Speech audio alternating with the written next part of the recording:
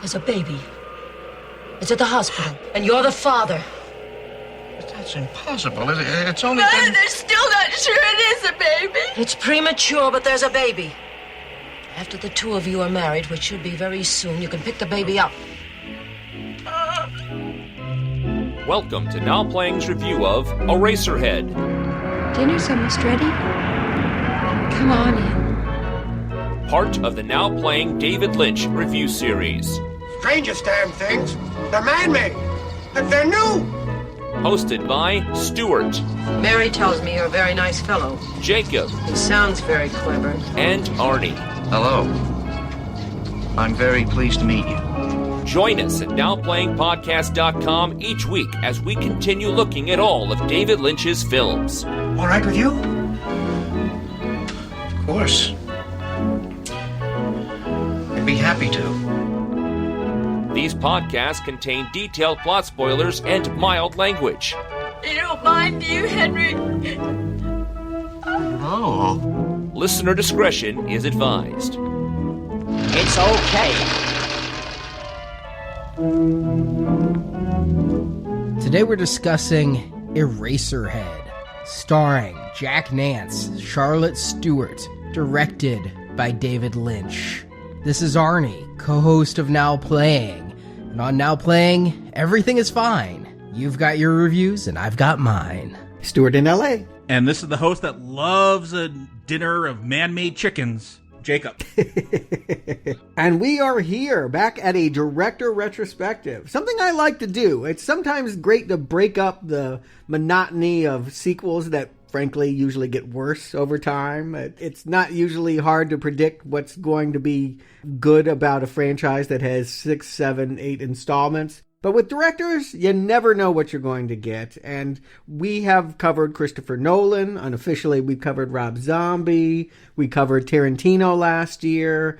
This was a big one, though. When we heard that Twin Peaks was coming back, it really gave us the push to pull out David Lynch, probably the most celebrated surrealist director of our time. Listeners, I hope you're listening here. I hope you're following. This is a bit outside the norm. We received some pushback when we did some Richard Linklater stuff, and I think there's some movies in here people will find up Now Playing's alley, specifically Dune, maybe Mulholland Drive. I think Eraserhead. This is a horror film. Yeah, this is a cult film phenom. This is a midnight movie blockbuster. $7 million this movie has made. Uh-huh. I see you're not impressed. I'm just saying, listeners, I hope you're with us. Let us know in the forums, Facebook. I feel like Pink Floyd. Hello, can anybody hear me? We're talking David Lynch. It's just not our wheelhouse. But I like Lynch.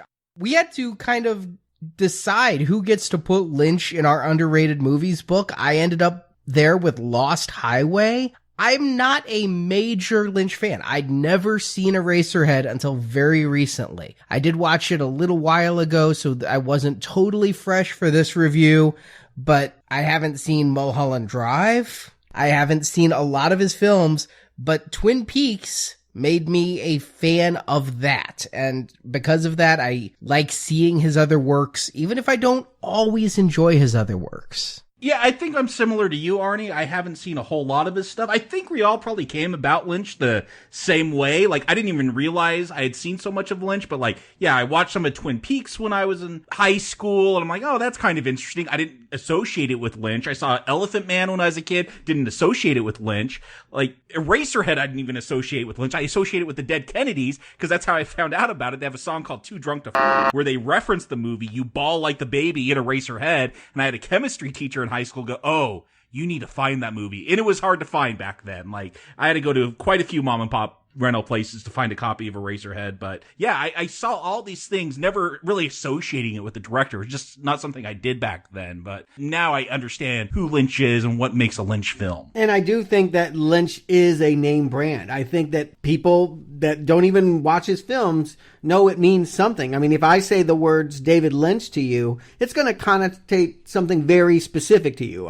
What's the first word that pops in your head? Weird? Yeah, dream logic. Surreal? Yeah. I mean, I do feel like he has almost the monopoly. If you have a movie where strange, violent, unexplainable, and sometimes hilarious things happen, that's Lynch. He finds manic characters that are obsessive over weird things and lets them go crazy. Sometimes to funny effect, sometimes to scary effect. But I think the reason why he might be in our wheelhouse, Arnie, is I see his influence quite often in today's horror movies. James Wan, surrealism in general. I feel like his brand of creepiness has really infected the horror genre. To a degree, I'm sure we're going to talk about that going through. Now, Jacob, I also, like you, saw Elephant Man without knowing who the director was, long before Twin Peaks ever was. But Eraserhead was one I knew because of Twin Peaks. And, you know, I tell the stories on the show about how I geek out and get obsessed with things. But really, Stuart influenced me with his obsession of Twin Peaks, seeking out the actors and other stuff and the director's other stuff. And the video store where I rented a lot of porn in high school had Eraserhead right by the checkout. And every time I went to rent some porn, I thought about seeing that movie because it was from the guy who did Twin Peaks. But the cover, Jack Nance, just with that hairdo. How could you not want to rent it? Like, yeah, I love that cover. Yeah, it just didn't grab me, so I didn't grab it. Yeah, I mean, it wasn't the first Lynch that I saw, but I'll go ahead and admit I am probably the biggest fan of all of us. And I don't believe to be a fan of someone is to celebrate everything they do as genius. I like what he taps into. And sometimes they're not successful. I always think they're worth watching. And so that's what I would advocate here. I like the fact that we're going through all his films. They're not going to get all green arrows from me, but I think everyone should see them. So on some level, I guess I am giving a green arrow to his work because I think he is the kind of director that commands attention. And because he has a singular, definitive style that has had such a large view. I mean, we know this. Kubrick had everyone watch it before they started The Shining, called it his favorite film. And a lot of artists have celebrated Lynch and rallied around him. And we see that. So many people are willing to work on a low budget, actors and such, just to be in his films. His influence is very large. And I think also living here in LA, I've just had a chance to see him. I mean, I was at a book signing when he published his book, Catching the Big Fish. He promoted Inland Empire by standing outside with a cow, saying, for your consideration. I drove by a few times and waved to Mr. Lynch then. I recently attended his first music cult curated concert 2-day event in which he raised money for his Transcendental Meditation Institute and had all sorts of musical acts and guests from his past career come and talk and share stories. That sounds like a Scientology competitor. Well, I don't think you're wrong. It does feel born in Hollywood, like Kabbalah and Scientology. Yeah, the Transcendental Meditation Institute and the guru that brought it to Hollywood. Yeah, yes, I agree. There's a part of that feels very celebrity oriented, but it has helped David Lynch through his entire career. He used it to create Eraserhead. He has never missed a day of meditation, twice a day, 20 minutes a day, and it's something he's very passionate about bringing to large amounts of people. We'll talk about it as we get into it, but I definitely see his influence of exploring your inner thoughts in really all of his films. And I'm sure we'll talk about it more as we get to his more recent films. But truthfully, does the man make movies anymore? We're really leading up to the resurrection of Twin Peaks on Showtime, but lately it seems he's more well known for reading, is it weather reports or traffic reports online? Where's he doing that? Yeah, he's been doing that for decades. That's all I know him to do, is that. He hasn't made a movie since, what, 2006? Well, let's point something out here. And I think there are several things probably to explore just with his reputation. The first of which is he has never, in his young life, set out to say, I want to be a filmmaker. There is no movie that inspired him to say, I'm going to pick up the camera. That is not how he came into being. That is not his influence. He wanted to be, and remains, a painter. And I think that is a perspective that really does change the way he approaches story and visuals from a lot of Hollywood filmmakers. Yeah, I watched some of his short films before Eraserhead, and yeah, very animated driven paintings, just kind of brought, it reminded me of like a very horrific nightmare version of those Monty Python animations.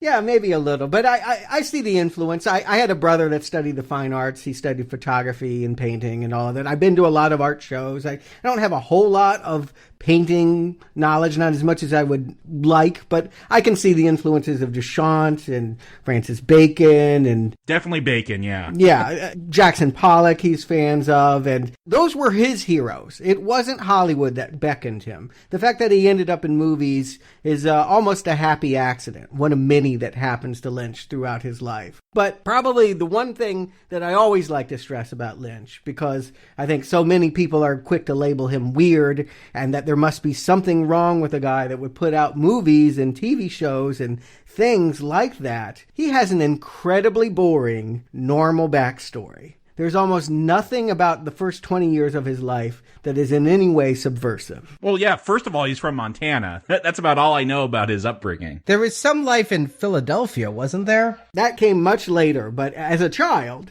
he was born in Missoula, Montana, and moved around. His dad worked for the government as a researcher for the Department of Agriculture. And so he spent a lot of time outdoors and in small towns on both coasts, both in Washington and in Virginia and, Montana, spending a lot of time in nature. Classic Americana. I mean, did not experiment with drugs. It was the 60s. Did not experiment with drugs. Did not grow his hair long. Wait a second. He made this film, Eraserhead, without drugs? I don't know that I can watch it without drugs. And that's exactly what I want to stress to people, because people believe that something like this can only come from a damaged or drug-influenced mind. And that is not where David Lynch comes from. That's not his source of inspiration. His drugs are caffeine, sugar, and nicotine. Those are the things that he overdoses on. Yeah, watching some of the early interviews or just footage of Lynch after this film came out, I almost wondered, is he on the autism spectrum? Like, I don't know if it's persona, just as an act that he's doing, but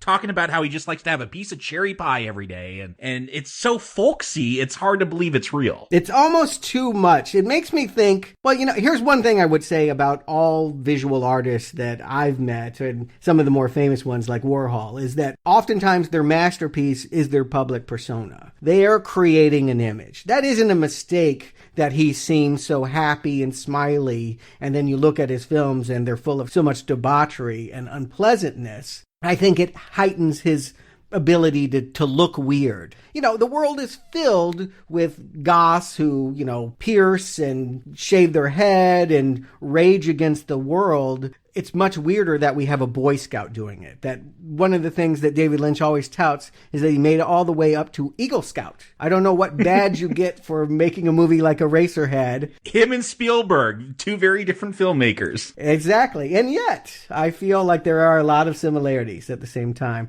Yes, they're same age and came to career heights around the same time. But yeah, I think that when you meet David Lynch, it's oftentimes said that he just seems charming, nice, almost even a little simple. So to see what he's into, it never seems to cross over into his daily life. He never seems to exhibit the behaviors that he obsessively chronicles on film. But again, film was not his passion. He didn't have a passion. What's really, I think, important to point out too is for the first 5 or 6 years of his career, he just kind of drifted and dropped out of a lot of schools. Not only did he move around a lot, but when he graduated, he didn't really get very serious about what he wanted to do. He knew he wanted to be a painter. He had read a book that was very influential. He had a friend whose dad was a professional painter of portraits and landscapes, and he thought that would be a cool thing to study, but went to school to Boston and dropped out after a year, decided he'd move to Europe for 3 years,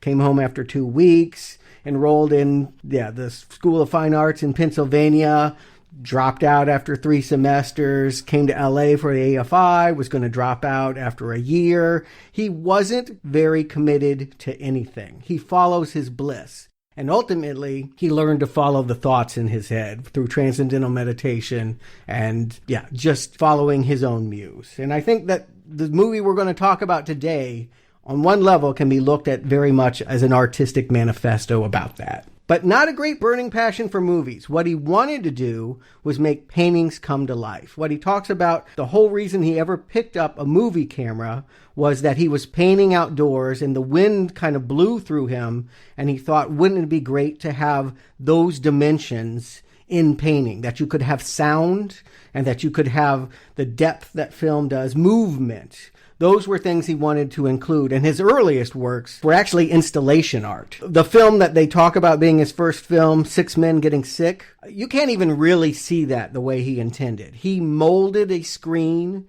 It had plaster casts of his head coming out of that screen. The projection would be on that. He would have things in the background, setting things on fire, making noise, what have you.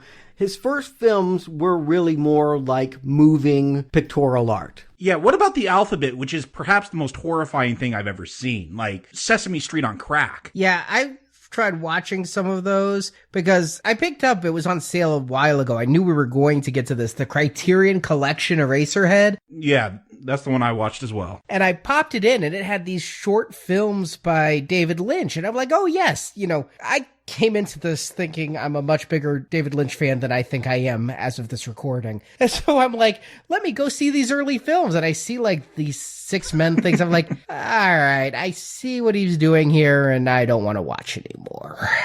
Well, again, for that one, you can't even really see it because you had to stand in a space and it was three-dimensional. And again, it was only meant to be experienced as you would in a gallery. It wasn't meant to be shown like a movie. But he was fascinated with things moving. He was hired to make another one of those. And what happened was the camera broke and he had already blown some money. He told the guy that gave him the money, he's like, I'm not going to be able to make the sculpture. And he said, well, just go and make a film then. And so, yes, his next project just ended up being this color 16 millimeter film called The Alphabet, which to hear his wife talk about, it's really an expression of how he finds language imposing. His movies, particularly the one we're going to talk about tonight, aren't really language and plot driven, and he doesn't really like to talk. He likes things to be felt without being told how to feel about them. That kind of goes back to what Jacob was saying about the autism spectrum, the nonverbal type of thing. However, seeing interviews with him, he's almost hyperverbal. I mean, if you want to diagnose David Lynch as an autistic, I won't stop you. I'm not out to give him a label, particularly one that brands what he does in a negative or dismissive way. No, I don't mean it in a negative way. That's the popular thing to do, is try to diagnose historical figures through their works. And I definitely see that just watching Lynch. That is something that pops in my mind. But I also do agree with you. It could be a whole Warhol act, that it's all persona and fake. Yeah, I don't know how legitimate that is. And I do want to say there's nothing negative about autism at all. I mean, to be a high-functioning autistic is better than being perhaps a low-functioning person not on the spectrum. Yeah, but it seems to gives him, quote, a problem, a reason to be the way that he is, that what he's doing wouldn't be normal. There has to be an abnormality that causes him to do what he's doing. I don't know. I disagree with that. As someone that has never dyed my hair or pierced anything or gotten a tattoo, I still have always liked provocative things, and I've always liked the projects and arts that pushes the envelope. I don't think you need drugs to want to explore boundaries. So, I mean, I get where he comes from with that. And that's one of the reasons I think I identify with Lynch, is because he doesn't feel the need to express his rebellion in the way so many people do. But with Eraserhead, after he did those short, I mean, this film took, 4 or 5 years to come out? Well, he made one more film. It was his entryway into L.A. He was living in Philadelphia. He was married with a child. He was looking to get out. We'll explore that when we get into the movie. But yeah, he applied to a grant, and the AFI was a new film program. He was part of the second wave of people that they were bringing on. And so came to L.A., fell in love with it, and never really left. And so he made one film here. It ended up being a film that a lot of people, didn't know what to think about. It was called The Grandmother. Yeah, Arnie, I didn't get through that one. That's where I was feeling you. By that point, I didn't even push play. I'm like, that's a half an hour. I've seen the stuff before it. I'm just going to jump right to Eraserhead. I got through about 6 minutes.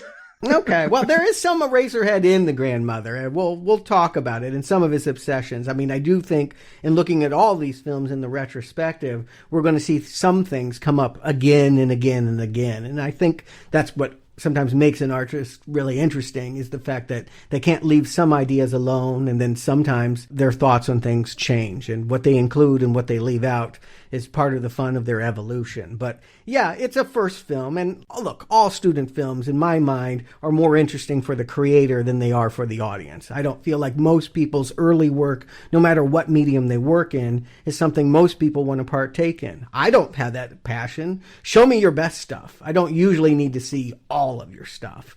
But I did watch The Grandmother in all these films, and I did see a style emerging that we'll definitely be talking about tonight.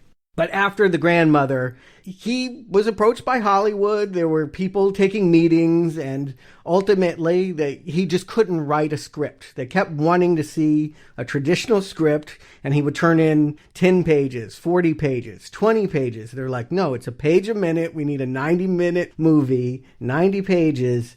He just wasn't thinking that way. Again, his training and painting training, you don't think about story. You think about composition. And, he was also thinking about sound and color. And these are the things that were occupying his mind. How things moved across the screen is what he would write about. What they were moving towards or away from was not his concern. Yeah, I saw in one interview, he said he met with Warner Brothers about Eraserhead, and that meeting lasted about 5 minutes before they kicked him out. Yeah, I mean, it's kind of strange that he ended up having a commercial career at all. I mean, when you see the movie we're talking about today, my first thought is always, who gave him the money to fund that? How would anyone risk that? How would you be impressed? What's the pitch meeting for that story? I mean, I think that Lynch really says it best. It's sort of the subtitle of the movie. It's a dream of dark and troubling things. And I don't know what else you could say that would be short about it. Well, it didn't surprise me when I read on Wiki he got the funding initially from the AFI. This thing screams student film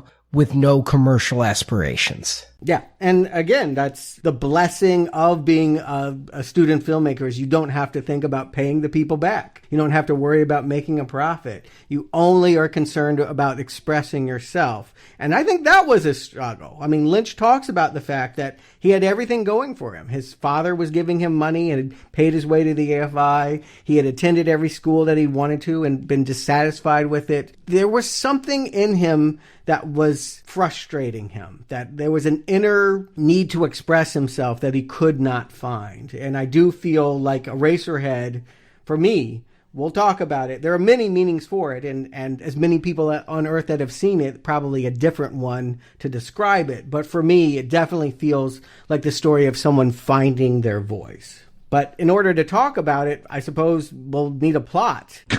Good luck! Which, Arnie, I can't wait to hear you deliver. And you're going to have to wait because I don't have one.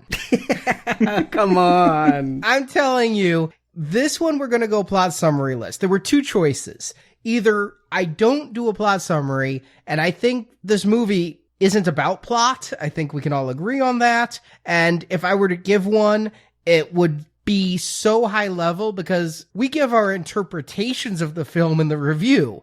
I try the plot summary to be non-judgmental or opinionated.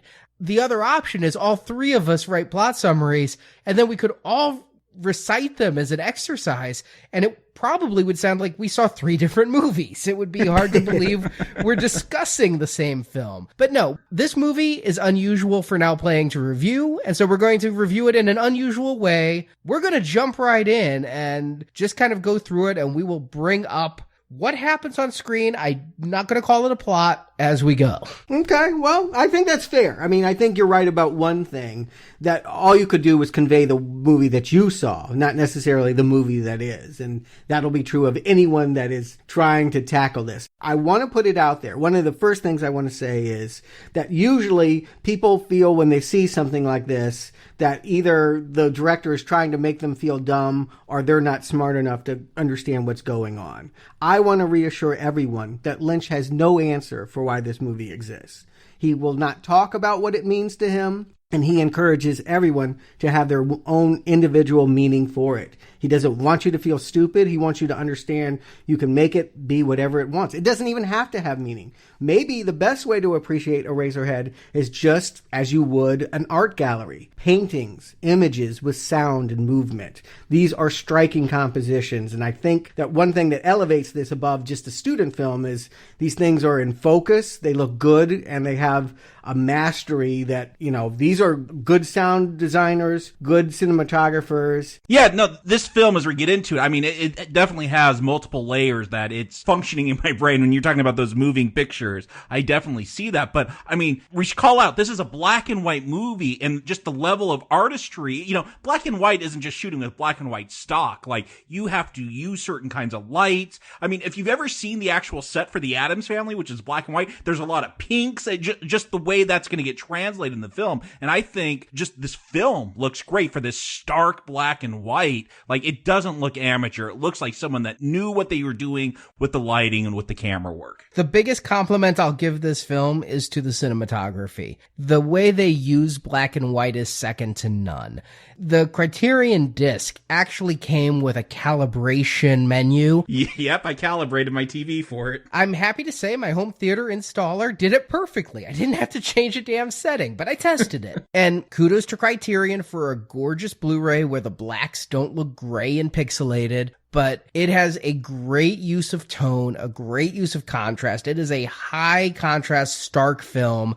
Any frame, yes, could be a piece of art in a gallery. It is very striking looking, and I have nothing negative to say about that. Yeah, I agree. His visual sense is fully formed. He's, at this point, had spent, a decade studying the arts in serious or half-serious fashion. And I also just think he had some natural ability, that there's just some people know how to compose. And I've only seen this movie one time before. It was sort of a perfect experience. I was in high school. I was visiting my brother on the big city of Chicago. We went to the Music Box Theater. I don't know if you're familiar with that, but if you're a film fan and you're in Chicago, do yourself a favor and go. It's like an old-time movie palace with stars on the ceiling and an old man that comes out and plays the pipe organ before. It's and it's an otherworldly vibe, and this was the movie that I saw there, and it had been remastered for sound, and it was a pristine print,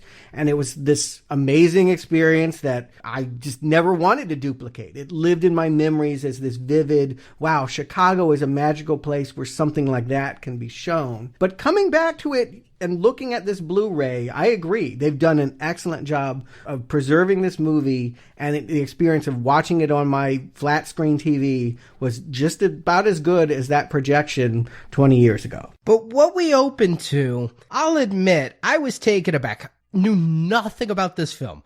I had seen the video cover. That is all I knew. With that guy's Barton Fink hairstyle, I didn't know what to expect. But his head floating sideways through space was not it. With sperm coming out of his mouth. What is that? That's not even a sperm. That's like a... Well, that's up for debate. A hose? A space creature? Is he an alien? I guess this is my first question. is he an alien? Because my reading is he is an alien. It seems like you're taking this very literal. Like, I don't go there. I don't know if anything we see is actually real. Yeah, it's expressionistic. I mean, it would be wrong to think that because we see a planet, we're on another world. I think that this is, well, it's a world of dreams. So yes, perhaps it's the world the way that David Lynch conceives of it, but it feels like Earth. I feel that a lot of what we see here is autobiographical, and maybe the easiest way to talk about Eraserhead, because it is kind of overwhelming to talk about all of its potential meanings and what it makes you feel, is to understand that there are a lot of details here that are very autobiographical, that they come straight from Lynch's life. And though he may hate the fact that people might try to psychoanalyze him by looking at this movie, on one level, I can't not see the parallels of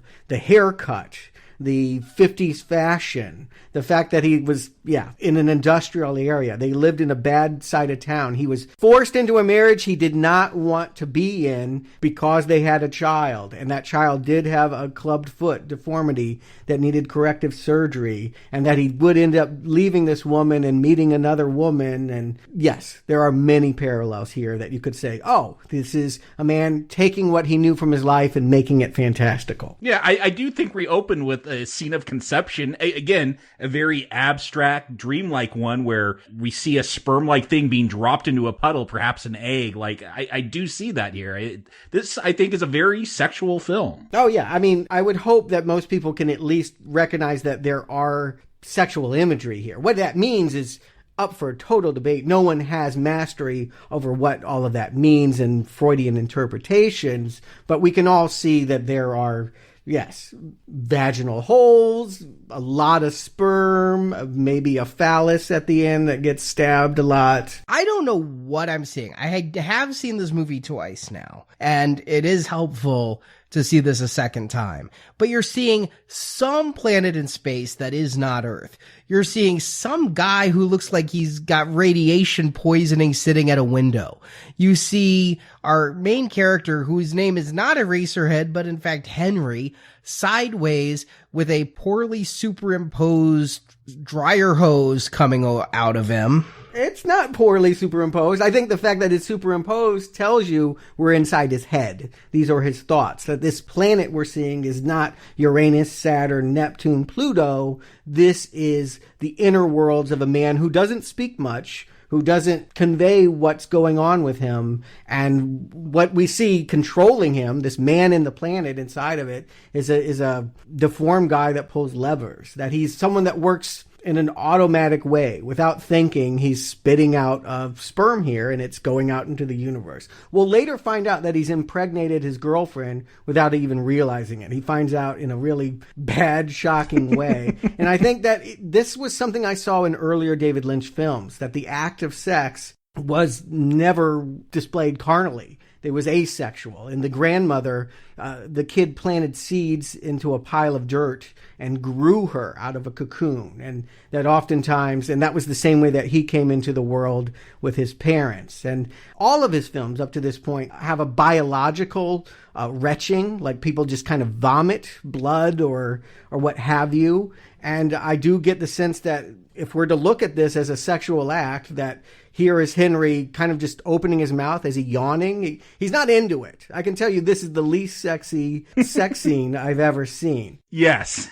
It seems like an automatic function. Someone pulled a lever, he opened his mouth, and before he knew it, he was a father. It could also just be inexperienced youth, too, like not knowing what you're getting into. Again, there's a lot of ways to read this. I see like this man in the planet. I don't know, his ego is it. I don't know what Freudian word is right, but like his conscience, you know, we'll see that man come back later as kind of reprimanding him, I think. But yeah, I mean, even when we see after this weird sex scene, I'll call it, we'll see Henry staring off somewhere, maybe staring at that planet in the sky, and then walking to a tunnel in LA and just going through this stark industrial landscape. Pretty, very well shot, as I said. The scene here, the way it's framed, all of the gray, everything, gorgeous, meaningless. No, I don't think it's meaningless. It's for you to define the meaning. If you didn't see anything into it, why aren't you engaged? I guess would be my question. Why aren't you asking questions about what you're seeing? Because I spent 7 minutes watching him float in a star field without a single word said. I'm trying to figure it out, but instantly this film is turning me off. Okay, so, and some of that is sound design, because I think the sound design in this movie, the fact that there are no words for 10 minutes is part of its beauty. My memory of this movie, and I had only seen it twice before, is that it was almost a non-talking movie. I won't say a silent movie, because it's all about the sound design. It's all about the hums and the buzzes of this, again, this industrial city where you feel like you're under fluorescent lights the whole time. I mean, one of my interpretations of the film is that it's just about a feeling. It's, you know, some films I think are more about an emotional emotional state. And this one, I think, is also a movie just about anxiety. Like, I listened to just the soundtrack while I was like dozing to sleep one night, and like it made me anxious. It really messed with my head. Yeah, I think one thing that people really rallied around, music critics anyway, is the whole industrial scene was just kind of getting started, throbbing gristle and all of that. To have a soundtrack more or less just be clanging and banging and various audible levels of hums would have been really radical. In fact, this man is totally different from the youth culture of the time, that this is no hippie, that this is no long hair, that he has what is like a nerdy 50s look to him in a suit from a secondhand store, and that hair that goes, the pompadour that goes on forever. I mean, I definitely feel like this was foretelling a punk look and a punk vibe. Yeah, and it's notable that so many punk bands, again, Dead Kennedys reference this song, Bauhaus, it was Pixies, I do an interpretation of In Heaven. I mean, it's just in that culture, and I think it really grasped onto that aesthetic, that industrial, again, Throbbing Gristle's a good one. That's what I was thinking, just that whole sound here where it's atonal. Hamburger Lady, yeah, I like them. But the other thing that I was getting off of this, and Arnie, I know this is in your wheelhouse, the fact that it is so silent and this man looks so absurd, and I'm just kind of laughing at how silly he is when he's walking around this modern world of wasteland and stepping in puddles and all of that. It's not funny like Chaplin, but it does certainly evoke that silent movie era comedian. To a degree, but I guess the situation is, all right, I am actually benefited coming to this movie by the fact that I know Twin Peaks very well. I've seen that entire series end to end probably a half dozen times. So I'm used to some of these Lynchian affectations, the silence, the humor in long pauses. I mean, there's a couple images here that are straight in Twin Peaks. The zigzag floor pattern of his apartment building. There's a room with long curtains. We're going to be seeing all that again in the Black Lodge. So I can see his attempt at humor here that I would find used better later. Does that make sense? Like, I'm seeing a stand-up comic trying out his material on an audience before he refines it and it actually gets laughs. Yeah, I mean, it's a first film. I get that. It's not going to be, he'll have more money and he'll work with more, quote, professional actors. So I get that, yes, this could be all done to greater effect. But I don't know that this is supposed to be a comedy. I don't get the sense that we're supposed to be rolling in the seats for 10 minutes. I think we're supposed to be uncomfortable. Yeah, no, I wouldn't say it's a comedy where you're rolling the seats, but I do laugh in this film. I do think there is some dark humor going on. I mean, when he's standing in the elevator and it takes forever for the doors to close, counter, Paul, like a lot of this stuff does feel like Depression era vaudevillian humor going on. Only that guy in the pencil factory ever seems funny to me. The rest of this is merely strange. That's all I can give it. And the sound design for me was incredibly off-putting. We had this argument, and I'll call it an argument, back with our Texas Chainsaw 1 review, where those atonal noises I considered an auditory assault, and this is right on par with it. And Exorcist, I think we had this exact same conversation with that. I find when your attempt is to annoy, I find it annoying. Congratulations, you have succeeded in pissing me off. Good job with the sound. I don't think they're trying to annoy, though. Unsettle. I mean, annoy puts a stamp of it about how to feel about it. But one thing that I think is empirical, we can all agree on that what we're seeing here is this is a very strange man who seems very regressed and uncommunicative, walking through a world that seems badly damaged. That this is an unpleasant place. I think if you're trying to communicate like this alienated landscape, again, industrialized, when we meet Mary, her father's going to call the place a hellhole. It's the right feel. Like, I don't know what kind of music or soundtrack you want. I do feel like, yes, you should feel uncomfortable. Everything about this is unsettling. Yeah. I liked certain buzz when I thought we were going completely off his POV. Maybe this guy's insane. This buzzing in his head. Is it a sign of schizophrenia?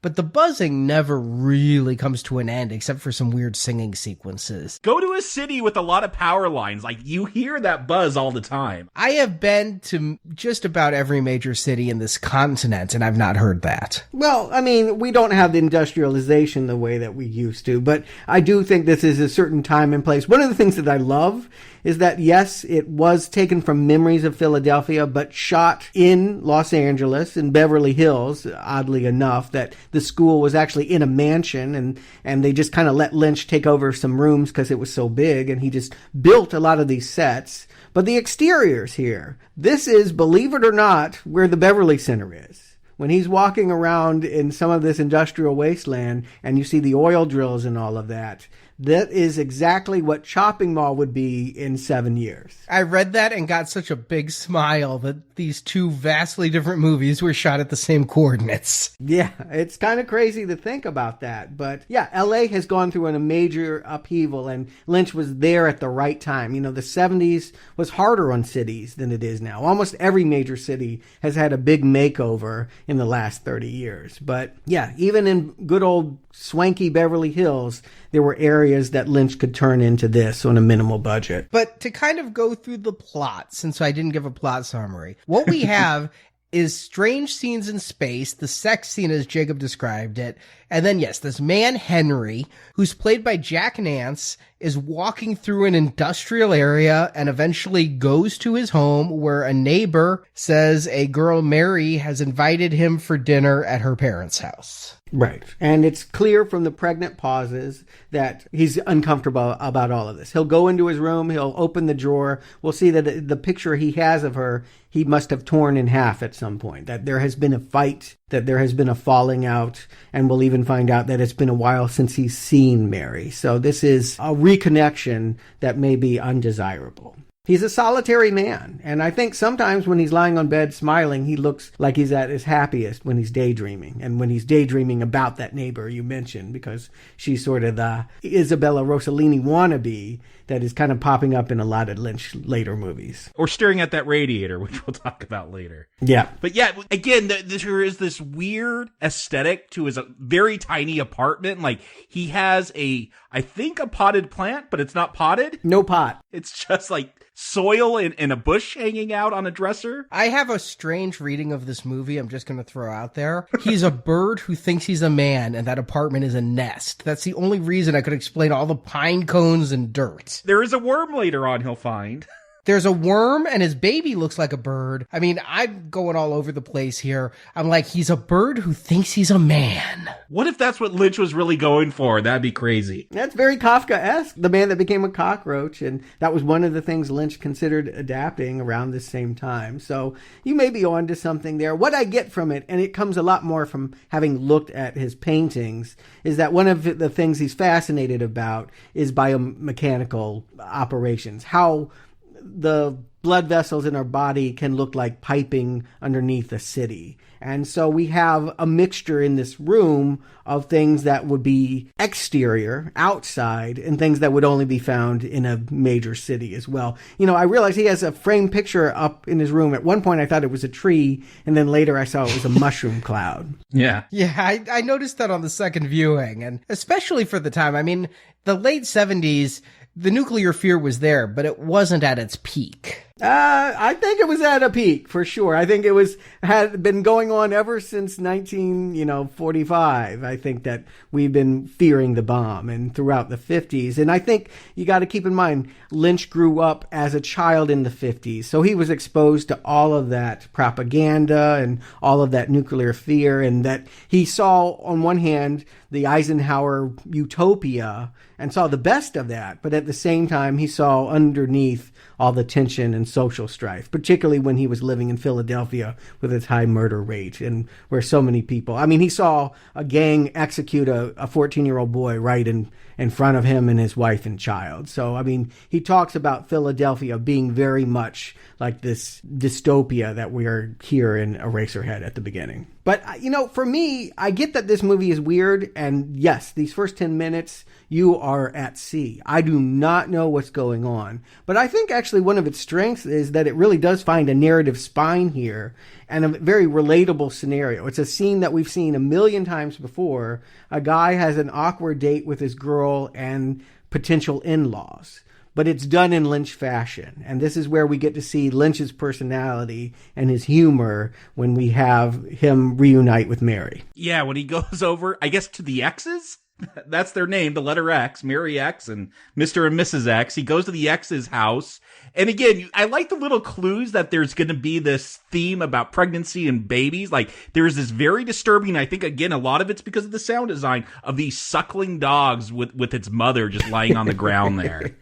Yeah, it is definitely. Again, I love visuals, and I think Lynch does too, that say everything that needs to be said with nobody speaking. That sex is in the room, that people want to talk about something like that. I mean, and there's these dogs suckling there. It just really creates an uncomfortable, humorous atmosphere, which is all Lynch. Again, when I think Lynch at his best, he's making me laugh at people's misery. And this again gives me shadows of the kind of weirdness we will see in Twin Peaks when the father comes out talking about the man-made chickens and the plumbing and look at my knees and the uncomfortable silence and that smile that he has. Ugh. Yeah, the father. Yes. Yeah, he's very well cast to be creepy.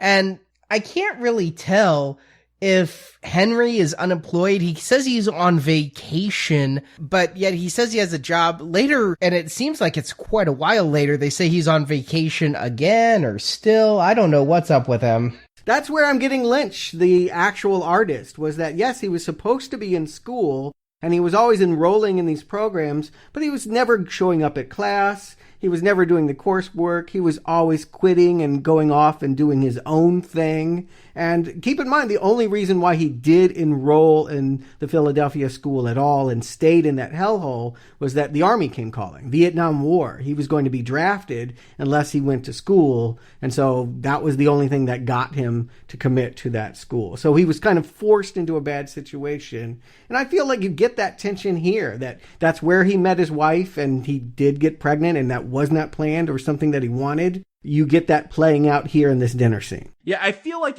if you're a fan of Twin Peaks and that's mostly what you associate with Lynch, like this is the stuff you're going to like the most is this dinner meeting. It's the most Twin Peaks. Yeah, it definitely is. It's manic and funny and it's a relatable scenario. Even though we might not understand the first 10 minutes, I do think everyone knows what it is to stand on a doorstep and have the parents of the girl you want to pick up like eyeing you. I mean, that is an uncomfortableness that most everyone has experienced at some point, being evaluated by someone else's parents. And this is exceedingly strange, and I will give it points for that. In isolation, everything here is hysterical, especially the mother going back to make the salad and there's another woman there, catatonic. Again, I mentioned Texas Chainsaw. This is reminding me of Grandpa, the way like she puts the salad forks in her hand and has her toss the salad as like a puppet and then takes everything out. And it's, of course, very slow, very deliberate. That's going to be, again, Lynch's style to do. It is strange completely. I'm just going to say right away, though, the reason why this isn't working for me like Twin Peaks is Twin Peaks has these kind of accents, but surrounded by a fairly strong narrative thread. By a half an hour into this, I'm really wondering what the narrative thread is. This appears to be, as Stuart said, a movie painting where story isn't its point. The point is, look at my pretty visuals and my strange moods and experience. I feel like you're having a Kubrick 2001 moment with this film, because I feel like that's a movie that's more about the visuals and about the emotions you feel. That probably has more narrative than this one. It does. I do feel like this meeting with the parents kicks off whatever you want to call the plot of this film. Yeah, I think it's a solid plot in this point. I mean, not the whole movie. I get that it abandons this storyline, but this thread is, again, 1,000 Adam Sandler comedies could be built out of this kind of thing. The idea that you don't know whether you want to date this girl and the parents are forcing you to get married because there's a baby. Although it may not even be a baby. That's my favorite line in the whole movie is that the mom kind of pulls him off to a corner, and when she's not licking him and making out with him, she's telling him that he's going to have to marry his daughter because there's a baby. And you can read here that he's not sure that it's his. Yeah, because he says it hasn't been long enough. or something to that effect. And yeah, it's premature. And yeah, we're not even sure if it's a human. Like, yikes. No, they say not a baby. They never say not a human. I go back to the question of, is he an alien who's fallen to Earth because of that space thing? Because what he gives birth to is not a human baby of any form. His girlfriend has the last name X, so she could be the alien. Yeah, but I mean, magical realism. I mean, you're familiar with the idea that within the mundane, fantastical things happen, and it's just a part of the world. To me, that's what this is. It's because, again, we saw a planet doesn't mean that this must literally be a space alien that's come to Earth. He was superimposed above that planet. It was an inner dimension. And again, what's tricky about this movie is we're never sure what's waking state, what's fantasy, and what's quote unquote real. But I get this scene here as being the real movie and the real plot. And boy, what a proposal too. He gets a nosebleed, and while he's trying to mop up the blood is being like, oh sure, I'll get married to you. I mean, to me, this is funny. You won't mind, will you? That's quite a marriage acceptance. Oh no, I won't mind being married to you. What even freaks me out more with this scene is when they go to eat those man-made chickens and it like starts moving around and he's cutting it and again giving birth to just spewing blood out as if a birth scene, again to foreshadow the news to come. 6 men getting sick, the alphabet, even the grandmother, the kid like squirted over the sheets. Lynch is obsessed with bodily fluid and the loss of bodily control. I mean, it's just been in all of his films. Well, probably I'll be looking for it. I don't know if it's in all the future ones, but I definitely see that it is an obsession that he has here. The act of sex itself felt involuntary, and now, yeah, we have this blood seeping out from what have you, and it's all produced. Yeah, a baby. Now, there was many scenes that they weren't able to film. This movie did suffer from the budget it was given. I think the budget on this was about $10,000. That's what AFI gave David Lynch initially, and then he ended up needing more because they didn't know it, but they thought they were funding a 20-minute short, and he was making a feature. And so what started out being a project that filmed in the summer of 1972 was not finished shooting until 1975, and then wasn't done being edited until 1976 into 1977. So it was a 6-year process, and probably all told about $100,000 to get this thing made. But they didn't get to make everything they wanted. There was a scene of them picking up the baby that never got filmed. I kind of like that it just jump cuts. I think of that as being very Lynchian, that we're just suddenly thrust into a new scenario where she's living at his apartment and we're faced with that baby. Yeah, we'll have a number of those jump cuts where it's just like out of nowhere you're into the next scene. And again, is this real? Is this a dream? Like all the stuff with Mary's parents, maybe the real world, but filtered through his thoughts. Like what would that look like? You know, instead of filming me just sitting here talking, recording a podcast, what would the documentary be if it was filming my thoughts as I was sitting here talking about this, you know, doing this podcast? I think that's the kind of level you have to view Eraserhead at. It's nothing is real, but there's some stuff that's more real than others. I really love movies that take reality and then twist it. Like Being John Malkovich is a fantasy or a fable that half the time happens in the world I know and then half the time extrapolates. And so I feel, again, this is the narrative strong part. If you are trying to hold on to something, these are going to be the scenes that you're holding on to. I love the fact that, all right, so Henry comes home, presumably from a day of being at the printing press, which David Lynch did actually do. That was one of many odd jobs he used to pay for this movie. But he comes in, he smiles when he sees that baby. That maggoty, you think it's a bird, Arnie? A bird or an alien? I mean, what is the real prop? Because that thing looks really good for a $10,000 budget. Like the way its eyes move, the way everything moves. I think it's a real alien. It can blow bubbles. There's air coming out of it and a tongue and everything. That is a little bit tricky to do. And there's one shot. I figure there's somebody under the table doing rod puppetry for most of it. Yeah, the way it's set up. Yeah. But there's one shot where you see Mary in front of the table, the baby is moving, and nothing's underneath it. I mean, that's well done puppetry. It is the most closely guarded secret of this entire movie. Even the projectionist, when they were screening the dailies, was not allowed to look at the scenes with the baby to see how they did it. Only the 6 or 7 people that were there for the 6 years know how this was done, and none of them are talking. Most of them are dead at this point, actually. I've heard rumors of skinned rabbits or cats. I know in one of the extras I watched, they actually had like this smashed cat covered in tar that they got from a vet that died. So I wouldn't put it above them that they use some kind of real animal. Yeah, that's one thing that, again, Lynch is fascinated with biological process and studying it in an urban environment. I think he was doing that just for a painting exercise using that cat. But yes, it's been theorized that this might be a cow baby or it might have living parts to it. But I do know this. Lynch's daughter Jennifer did show up on set when they were making this, and they let her play with it. So I don't think it was all organic, but I think there might have been pieces. It was not rotting flesh that might have some diseases. Yeah, well, maybe they treated it or like leathered it or something. I don't know. Yeah, it is the wetness to it that makes it seem like a real organic being. Yeah, but what a toy to play with when you're 4 years old, I gotta say. Santa did not bring this to anybody else. But I did notice his little smile. I couldn't tell if it was at the baby or Mary. And this is where I'm gripping, thinking there's actually a story here.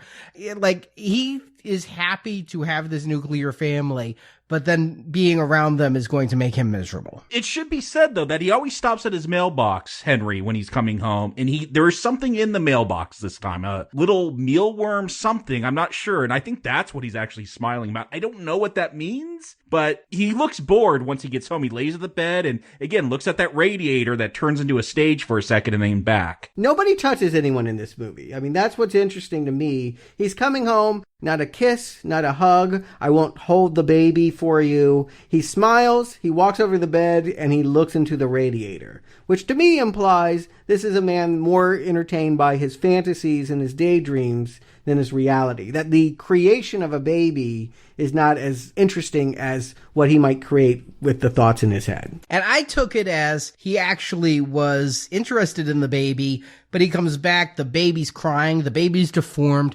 What I didn't realize till the end of the film is this baby has no skin underneath the neck. Its organs are all held together by gauze. Yeah, it's bundled, and we would just presume that that's, just to keep it warm. No, it's to hold the innards together. That there's really just all it is like, I think, testes or something. It just ends up looking like a penis with balls. No, there is like lungs and heart in there. I mean, we see the lungs inflate and deflate later on. I don't think those are lungs. Those look like testes to me. There's a lot of white stuff coming out by the end of this film, but we'll get there. Yeah, but anyway, to each their own. I certainly couldn't argue conclusively they aren't lungs. My balls may throb, but they don't inflate and deflate visibly. I mean, this baby may not even be deformed. Again, this could be how Henry sees it. This unwanted child that he was on vacation and now his vacation's ruined because he had this kid. Yeah, permanent vacation because he doesn't want to get serious. He doesn't want to grow up. He doesn't want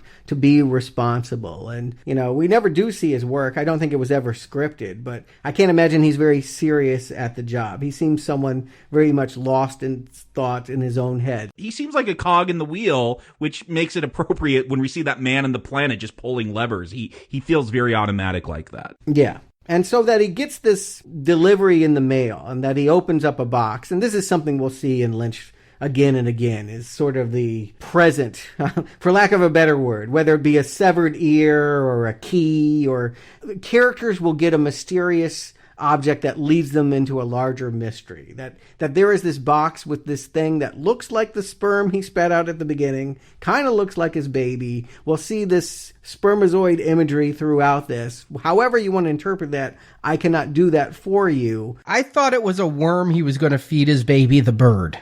Now, okay. I mean, it looked like it was already fine eating whatever she was gooping down its throat, but possibly that as well. I see it as very much that someone was sending him the message that he could create again. And again, I feel like so much of the rest of the movie is a frustration that creating life with the baby and creating this family unit isn't enough for him, that he needs to let whatever's in his mind escape. And I will say, my wife would not watch this movie with me because she's seen it before, and she said that crying from that baby, on one hand, it just drives her crazy because she had a child that would never stop crying when it was a baby. Like, it just brings back that frustration. Like, at times, I think she did feel like Mary X, where she just wanted to walk out, but she also feels bad for the baby because it just will not stop crying. But, like, that is a real frustration. We'll see Mary, she walks out. She can't take it either. Of all the noises in this film, that baby crying is one of the most pleasant.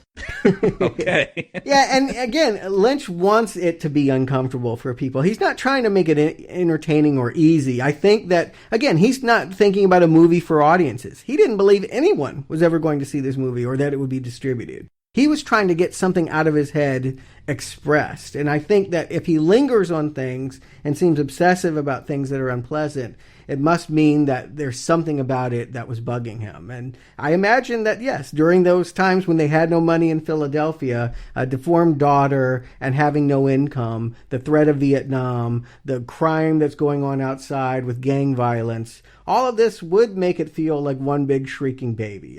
I get that this would be a mood of a time and place for him. And doesn't have to literally mean that his own child was such a burden that he hated it. It speaks to how you feel. And I think it's so important when you look at art movies to talk about how it makes you feel as opposed to what it means or what the metaphors represent. It's making me feel like I should be surfing the web. Really? Yeah. Is it that there's not enough dialogue? Do you feel like if they were talking more, you'd be stimulated more? I always feel like it's really hard for modern audiences to watch silent or near wordless films. I'm good with silent movies, like old-time silent movies, because they have a lot of action going on. This is silence mixed with slow. Very, very slow, ponderous. And yeah, again, we're at the point, and it's weird for me to be saying this at this moment, but it is going so slow. The narrative, whatever there is during this half hour, the second act, is barely moving.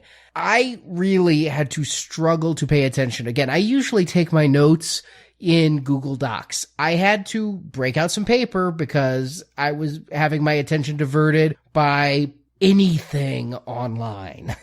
It was just not holding my interest at all. Did you want to go online to look up answers for this movie or just surf the web? Hey, pop-up ads. Look, internet porn. Anything other than this. Okay, so you're not captivated by this world. You don't like spending time in it. No, I wanted out and I was literally clock watching. See, and I feel like I would call this a horror film with that sound design and with the pace and this weird alien mutant baby. I feel dread in this film. I feel like how I want to feel in a horror movie. I feel the emotion I think Lynch wants to get across of just this anxiety and this dread and fear of the unknown. Yeah, a baby crying is going to give you anxiety. A radiator. I mean, my place in Chicago, I remember it would just clang and make that noise and all that, wake me up in the middle of the night. That is nightmare-inducing and anxiety-inducing as well. And it introduces, I think, something we'll definitely be talking about in almost every Lynch movie, is the cosmic guardian angel that will come in and offer some kind of comfort to our main character. That there is a creature living in his radiator singing, kind of a Shirley Temple with swollen cheeks that the credits refer to as the lady in the radiator. Until the credits rolled, I didn't know this was in the radiator. This is the only technical flaw I will put to the filming, is you see some light behind the radiator, but I don't think he had the money to really sell me that it was behind the radiator. So I didn't know if it was like the neighbor downstairs or something. I didn't get the radiator bit until I read it, and then when I watched it the second time, I'm like, oh, that's what he's trying to do. Oh, I thought it was pretty clear, because he stares at that radiator, it turns into a stage, and then later we'll see that same stage. I do know this was an idea that came later. It took so long to film, he started adding characters. Yeah. This was not the original intention, and I just want to say at this point, for the first 2 years, before this movie kind of ran out of money and stopped filming for well over a year, that basically they got the stuff with the parents and they got some of this stuff on the exterior and some of the stuff in his apartment. But when they were filming some of these radiator scenes, they did not know that there was going to be a radiator later, that came later, that Lynch had a breakdown, that when the money ran out and his parents said, you're cut off, you need to give up film, go do something else. And he was feeling like, why isn't this working for me? I have everything going for me. I've been able to pursue what I wanted, had money given to me to express myself. And I haven't been able to do that. I haven't been able to complete this film. I have all this white male privilege and can't do anything with it. Well, I mean, call it what you will, but yeah, I guess in a way that was going for him. The frustration of not being able to spit it out and to feel that language wouldn't do it, that painting wasn't doing it, that it needed to be a movie. He discovered transcendental meditation at this time. He first went to a therapist and he was like, I'm worried that if I work through and psychoanalyze my dreams and my compulsions, that it will make me self-conscious and I won't be able to be a creative artist. And is it possible that could happen? And the therapist, to their credit, said, oh yes, that could definitely happen. And he said, thank you very much, not interested, walked out of the therapy office. His sister said, why don't you try meditating? And I do believe the way that he found the radiator lady, which is sort of a savior character that kind of helps Henry go beyond when he loses his head. I do feel like that, all of that, the ending to this movie and that savior character came out of his discovery that you can transcend anything going wrong in your life through going inside your mind. And see, I don't know if she's about transcendence. I do see her as a savior, and it makes sense that Lynch was having this creative block. I mean, when she's dancing around, if you could call that dancing on the stage, kind of just sidestepping, yeah. A shuffle, yeah, a little soft shoe. But you see those weird alien sperm dropping down and she's stomping them. So if that baby is what Henry has seen as something that has stopped his progression, here is a character that's saying, no, we're going to stomp that sperm. You were not going to get pregnant. I guess she's using birth control. Well, she's giving him the idea that he'll ultimately cash in on, that he will ultimately murder that baby. She's telling him right here in the get-go, it's so easy. You just stomp and squish and smile. It's no problem at all. Infanticide is easy to do here. Now, I guess another technical thing, the puppet in this of the baby is amazing, but the makeup effects, not so much. I remember, Stuart, you were grousing about Greta, the choking victim in Nightmare on Elm Street 5. Greta's puffed out cheeks look a hell of a lot better than Radiator Lady here. Okay. Yeah, but I think she almost looks like that, what is that, a Trip to the Moon, that old silent movie?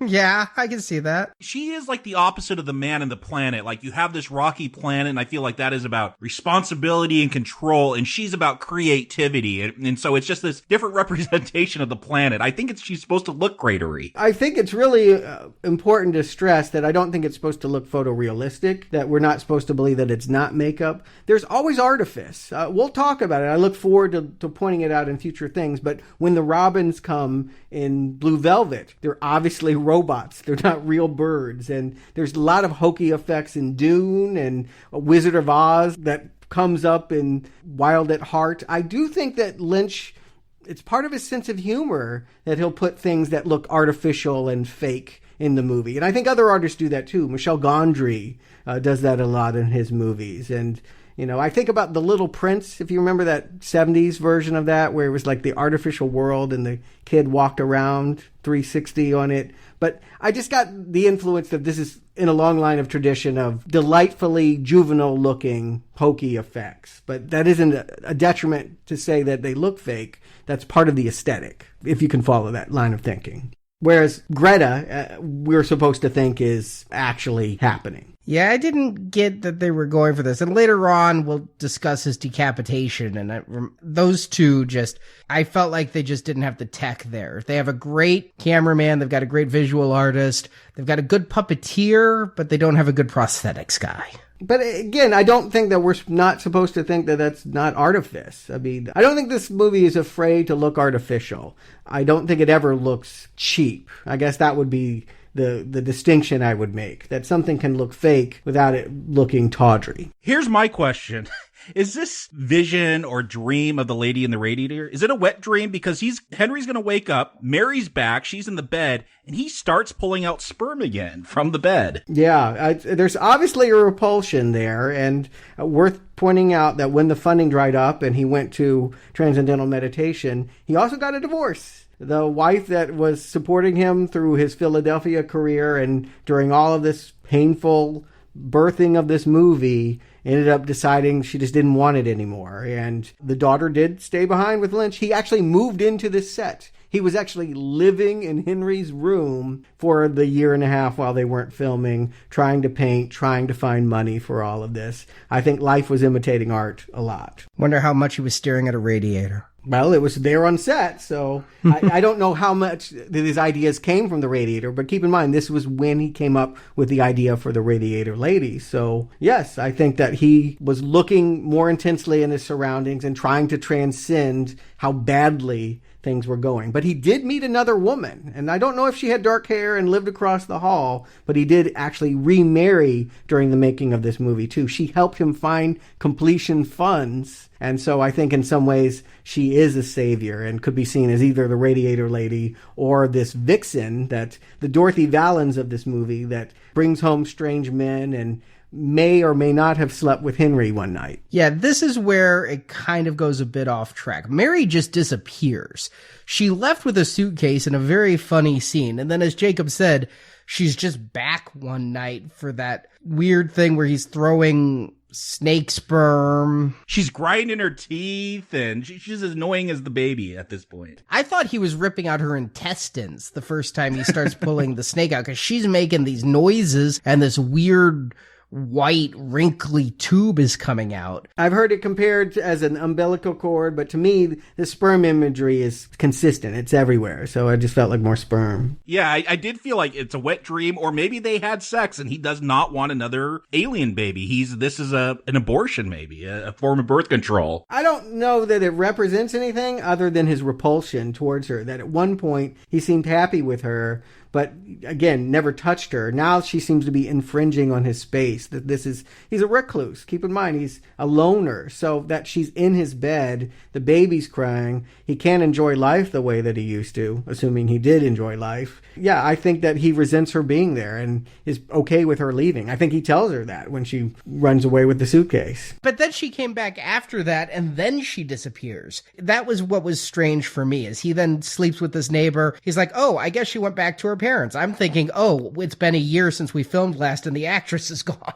But think about Lost Highway. Characters do things and they seem out of chronological sequence and they can't remember why they do them. I think that's a Lynch thing. And you need to remember what kicks all this off. Like, this is where, if you've been following the narrative so far, this is where it gets really strange, because we go back to that worm and it starts crawling around. We get this stop motion animation and its mouth opens up. The one he got in the mail that he put in the cupboard. Yes, the worm in the mail, it crawls around, its mouth opens up, and we go down its mouth, and now, yeah, we're meeting with the woman across the hall, and things start getting very weird. If we've had some weird sex scenes, it's going to get only weirder. Yeah, this is milk, apparently, that they got a tank. They shot a lot of this in old oil fields, and so they had all these old oil tanks, and they couldn't get water. For some reason, it was easier to get milk than water, and so they were like in this like smelly milk having this, makeout session or whatever. But the actors go for it, and it does feel like they're on that planet. It does feel like they're in outer space, like sinking into the moon's surface. There's always puddles when sex is involved. We saw that sperm fall into a puddle at the beginning.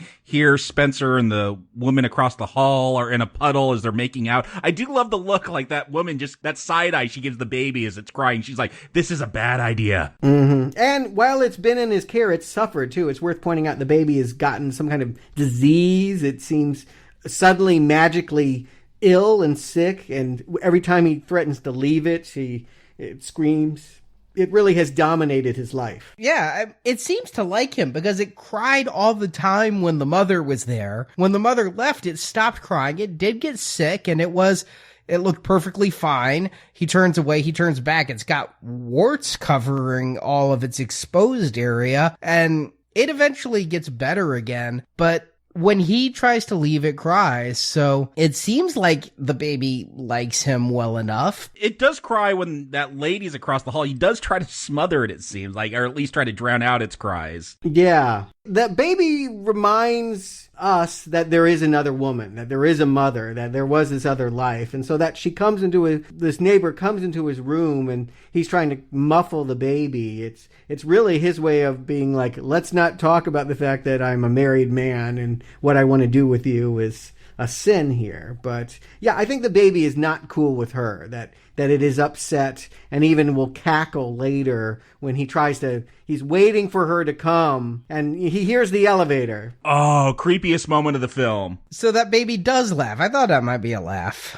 Yes, that is the scariest moment. Oh, it's laughing that, yeah, he basically gets the door shut on him, that she prefers this greasy mustache man and that he's going to be alone feels, to me, I mean, again, this movie is open to large interpretations. To me, it felt it was mocking him and his attempt to leave it behind and its mother behind. And before we get there, I mean, again, we're going to go to the lady in the radiator after they sink into that hole. The lady's going to be singing, "In heaven, everything is fine." We get that little musical number, and then it starts getting really weird as Henry enters the stage, and his head pops off. Oh boy, oh boy, oh boy, oh boy.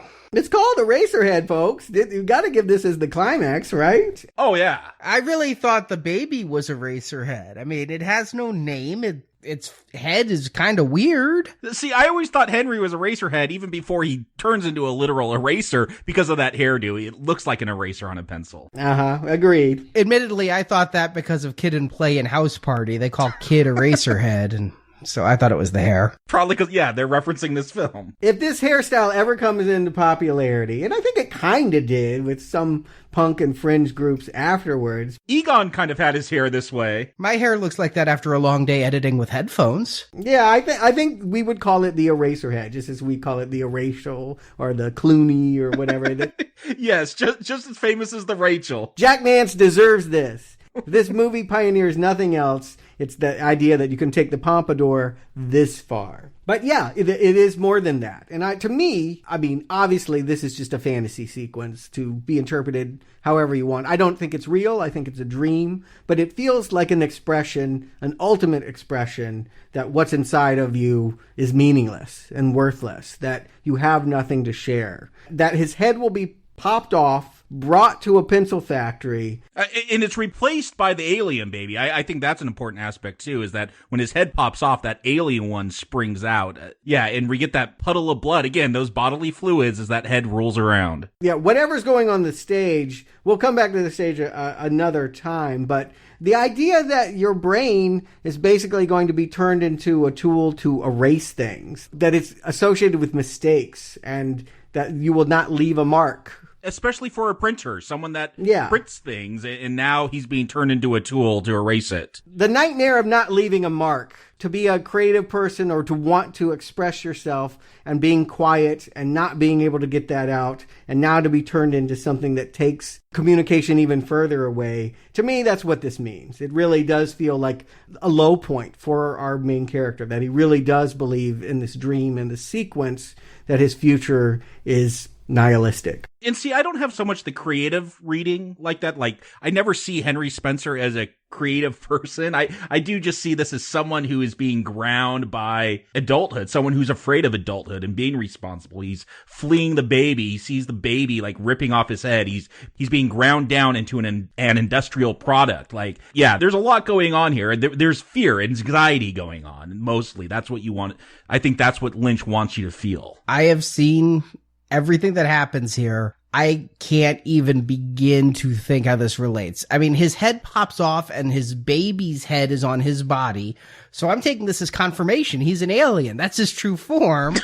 The head's rolling out and being picked up by a baby and then taken for erasers. I'm like, so these aliens are commonplace, and the same way we use cows for glue, we use their discarded heads for erasers? Then the fact that eventually the head is just back on his body and we're going to continue tells me this is like an intermission from the movie where Lynch is saying, hey, look at all this freaky shit that moves on. So you don't like metaphor is what I'm getting. You don't like surrealism. You don't like... I don't like surrealism. You are correct. I don't like impressionistic filmmaking. I can take surrealism to a degree, but I don't like nonsense. And that's what I feel we got. Well, Dada is like the ultimate expression of like randomness. Like literally sometimes the artists don't even know the sequence of things that they express. It's just thrown up, vomited out, if you will. But surrealism, to me, at its best, expresses ideas that can't be communicated well in language and in plot. That sometimes the way I feel is exactly this, and there's no other way to communicate it other than in this way. And this sequence, to me, feels like that. It's like I can't tell you the way I feel in a story, but I can make you feel it by watching this strange, surreal passage. What I can say then is this movie fails in making me feel anything. Okay, well, I mean, I think being left cold by a movie would be easy to do because it's not particularly warm or inviting. It's been a long time since we've had the humor of the dinner sequence, and I can't imagine a lot of audience people have gotten tired and restless. The original cut of this movie, I want to point out, was 22 minutes longer. That Lynch, when he first premiered it, had additional scenes and realized there was just stuff that didn't need to be here. And because he cut it out so fast, they can't even find it for bonus features now on new DVDs. It's lost. It's gone. But apparently there were sequences where he was spying on a neighbor who was doing like S&M with a car battery and two girls in a bed and just kind of stuff that some kids were finding money in the snow and stuff that gives you a sense of what was going on around Henry, but not really putting Henry's story, for lack of a better word, forward. So if you feel like this movie is slow at 89 minutes, know that it could be even more trying, and I think it was right to keep this lean. I feel like this movie is just long enough. Yeah, I feel it's an appropriate length. I never feel bored during it. Again, I feel dread during this film. Like, again, from the sound design, the visuals, all that. Like, I do see this as a, surrealist horror film. I don't see any horror here. I see some grotesqueness, but Jacob, your use of horror just makes me wonder what your definition of horror is. Grotesque. Why wouldn't grotesque count? Yeah, I mean, there's grotesque here. I like when there's that vibe. If you saw The Witch, which came out last year, or even that first Evil Dead, or a lot of Japanese horror, it's just about the vibe. It's about how unsettling it is. It's not so much about someone in a mask jumping out and stabbing you. Horror to me connotes fear, and not just gross. Yeah, being turned into an industrial product, like that's your life and all creativity has been driven out of you, that is fear to me. That's a strange Pomo fear that I do not understand. I mean, you're a podcaster and do like 6 podcasts. Like, I think you have a creative edge. I mean, if that was driven from you, that wouldn't cause some kind of existential dread? That would not be horror. Existential crisis, yes. Horror, no. I think that some of the best horror movies are exactly this, extrapolations of anxieties and fears. It's not the fear of being hit with an axe. It's psychological things that manifest themselves in horror movie tropes. And in that way, I do think Eraserhead definitely fits the definition. I see a psychological condition that's been turned into a nightmare world. But does it have a happy ending? I think one thing that I've seen a lot in Lynch is that we get an ending with smiles, but I'm never quite sure whether I should feel good about it or not. That indeed, his head is returned to his body, he awakens from his bed, and he decides to do an act. Infanticide? Is that your happy ending? Yeah, well, I mean, it was sort of encouraged to him by his muse, the lady in the radiator, kind of paved the way for this. And this is a very passive character. This is a character where most things have happened to him. This may be one of the few things that he actually actively does. Even having that baby felt like it was something that someone pulled a lever and made him do. But he makes the choice to pick up that scissors and cut those bandages and then really go for it. And the first time I watched this, it almost seemed like he wanted to know what was under those bandages, like almost a bonding experience. This time watching it, it does seem more deliberate. Like he knows what's under there. He knows what he wants to do. But I think you could see it 2 different ways. Like, okay, what is this baby all about? Like, what does this mean and do I want it? He is repulsed when he cuts it open. Whether or not he knew knew what was under there. I feel this is his first time seeing it. You know, he may have known what he wanted to do, but if all he wanted to do was stab this baby, he didn't have to cut the bandages open to do it. Yeah, no, I agree. And I think we all wanted to see one. I mean, it was difficult to know if it had a human body because it was just sort of a head wrapped in mummified, really, in bandages. To know what it was and how much it might look like him. Yeah, how much it looks like him, it's very male. We at least know it's a boy. That's the way I see it. I don't see any of that. None of that. I see heart, lung, organs. I do not see anything that looks like male reproductive organs in there, though. They could be lungs or they could be testes. I mean, I could go either way on those. I think Lynch doesn't want to make it clear what they are. And if you're into Freudian, I mean, you can write who knows how many papers. I'll be honest. I read a lot of research stuff to prep for tonight, and honestly, some of where people take this, it's way too heady for me. I mean, I don't need a movie to represent the kind of political, ideological thought processes that people want to impose upon this movie. But yes, this could be a castration metaphor and all kinds of other things. But to me, it feels liberating. That's all I can say definitively. For me, he has made an act. It was a violent act, but it was an expression, and it has changed his world. The planet explodes. The thing that we saw at the beginning crumbles away. His head, I don't know, like pencil shavings out into the cosmos. Yeah, it almost seems like, though, that baby is haunting him. Like, that neck comes out, the head is floating there. It gets maybe it's real big or maybe it's just close-ups, but I always feel like the head enlarges and turns into that planet. Like, it is the death. Again, I think if you see the man in the planet as being that mechanical, responsible person, that man in the planet's pulling at those levers, but just sparks are shooting out. He can't stop it. And yeah, it does crumble.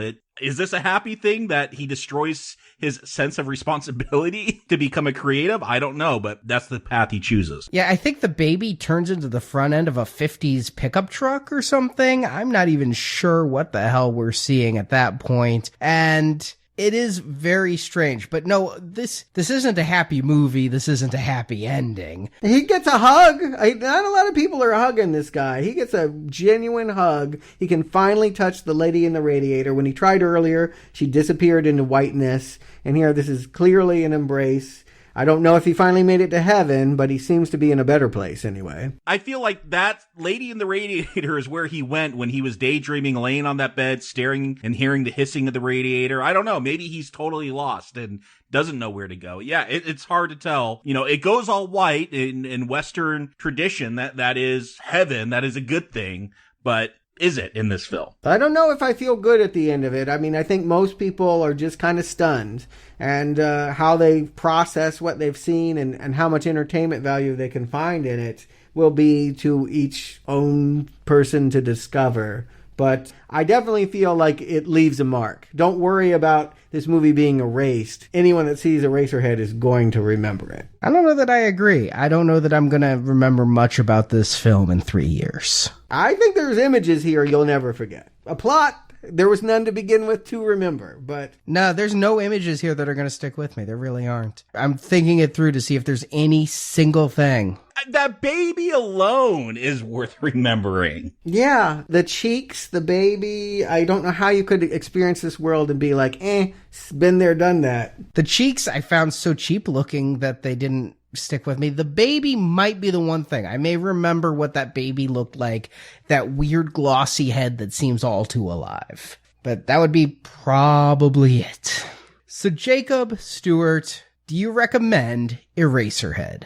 Jacob.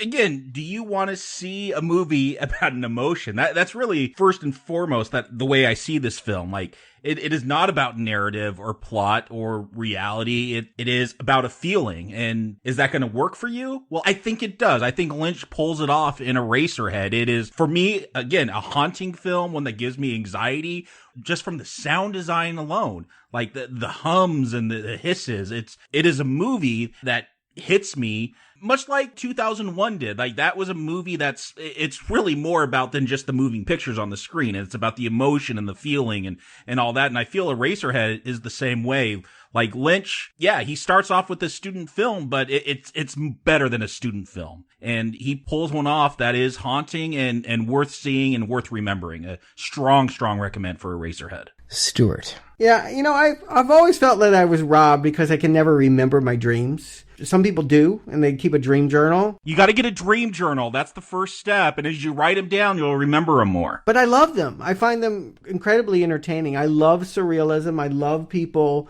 that can express things well in this way. And it's more than just throwing nonsense at the screen. I mean, in order to get me to feel something, it has to be more than that. And I do feel like this movie is troubling, but is amusing, will take me through a gamut of emotions, and does feel like a waking dream. And I most treasure my experience watching it in theaters as an impressionable kid, deciding really around that same time I was going to go to film school as well. I connect to it. I love that it is this memory in my life. It feels like a dream the way that I saw this. Now, I don't know that I need to see this again and again. There are some David Lynch movies that I return to again and again. I haven't for this one. I don't know how often I will, but I do feel like it is really the touchstone for so much of what he would do later. So much of what he is going to accomplish is inarguably tied back to this work, and that he's able to create all of that and those tools and create his language here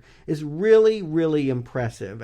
It's watching an artist emerge almost fully formed, which is rare that a first film feels like that. That certainly wasn't true for Christopher Nolan. I guess it was kind of true for Tarantino, but Orson Welles, some people do make their greatest film their first film, but it's rare that you make your artistic statement the first time you get up to bat. And I think Lynch really has done that, whether you like it or not. One thing that I'll add is that, yes, I experienced this more as an art gallery than maybe as a traditional film, but I think that, as in all good curating of a museum, it'd be really great to pair this movie with Close Encounters of a Third Kind, a movie that came out the same year in 1977 from a filmmaker of the same age, about the same subject, about a man who is drawn to the cosmic and who decides that his family is not enough and that he's going to follow his artistic bliss. Two very similar movies with two radically different approaches to telling that story. I think it would be an excellent double bill, and I give both of those movies high recommends. I would say, to me, this film is epitomized by that baby. This film has some Lynch hallmarks that I know very well from seeing his later works. But when you cut open that bandage, it's not fully formed. It's a lot of organs that are there. I mean, the literal definition of viable is able to exist outside the womb. That baby was not viable. This film is not viable. I'll say that I am so glad I watched it twice, because the first time I walked away, honestly, the words I would use is burning hatred. Absolute, utter anger at having spent 90 minutes of my life on it. And then you spent 90 more. This is now playing. This is what we do. Yeah, that was big of you. I'm actually, it doesn't surprise me that you would have that reaction, and I'm glad that you were able to push through and give it a second go. The second time through, I could really appreciate the cinematography. A lot of people don't like black and white. I actually happen to love it. I spent a lot of time doing black and white photography back when we had things called film and photo paper and dark rooms. And so I can really get into that look. And I like specific images here. But overall, I feel this just isn't the whole that I want it to be. And more, I kind of go back to 2001 in a couple different ways. I was thinking 2001 a lot, both times I watched this movie. The floating Henry head reminded me of the space baby and all of that. But while the black and white visuals are good, it has so much less plot and so much less visually appealing, and certainly doesn't have the wonderful opera music that Kubrick brought in. So it is a lesser kind of wannabe 2001 in my mind. And more, I think I said this in our 2001 review, I started now playing for people who like movies, you know, for people who just enjoy giving analysis to G.I. Joe, The Rise of Cobra, as well as Star Wars and the Marvel films and the horror films. This is a moving painting, and I can completely understand its point in a gallery. And I think I've told the story about when I went to the Museum of Modern Art and they had a chair exhibit. And literally all I saw were chairs on like a raised platform. And then I saw the security guard's chair, and it was like an IKEA display, really. I mean, these chairs were not specially painted. These chairs were not hanging from walls. There were chairs in a row, and then there was the security guard's chair that I didn't know if it was part of the display or not. It just wasn't roped off. Just a bunch of chairs. It was like IKEA. I want to do a podcast now where I just take you to different modern art museums and just watch you freak out at art. And IKEA. Arnie Hates Art is the name of this podcast. Yeah, IKEA is as artistic as MoMA. That's what I will say. Look, I don't want to go down this road, but I'm sure there was an intention behind this, Arnie, and maybe you were tapped in or not. Well, I don't hate art. I mean, I've been to the Del Prado in Madrid and stared at a Picasso just absorbing its beauty. And I spent a full day at the Louvre looking at sculptures and paintings that are before time I can conceive of and have tremendous mastery. When I look at a painting or a sculpture, not only can I admire an artist's technique, as I do Lynch's here, it makes me feel something. When I look at a whole bunch of chairs, where's the artistry? Is he an upholsterer? And what it makes me feel is incredulity that somebody sold somebody else that this is my art. The pretension oozes, and so I'm left rolling my eyes. I mean, I enjoy individual scenes in this movie. The scene with Mary crying while right in front of her in frame her father's giving that crazy-ass smile, that is great in isolation. I just can't take 90 minutes of it. My point is, I never wanted Now Playing to ever touch this kind of experimental filmmaking, and I hope we never, ever cover one again. We do have a lot of Lynch films left. Yeah, this is part one of a retrospective. We are completists, and thus, to do the rest of Lynch, this is what we do. But I've seen most of the rest of his films. They all have these elements, but they're all better than this. They will all have more plot. And Lynch himself said when he made this, he was never thinking about an audience. I don't think he ever expected this to be seen. From now on, he will make commercial films. They're going to be made his way. No, there's one that is just like this. It comes towards the end. I don't want to cover it. We're going to, but I don't want to cover it. I'll leave you to find out which one. I never want this type of movie on my show again. Strong not recommend. Well, you know, what I'm curious about is how you're going to rectify this. Because I can get maybe not digging this movie or wanting to spend the time that's asked of you to be in this movie. But to be a Lynch fan of later works, to see that he's doing his techniques and his tricks and learning his grammar here. There's no hook.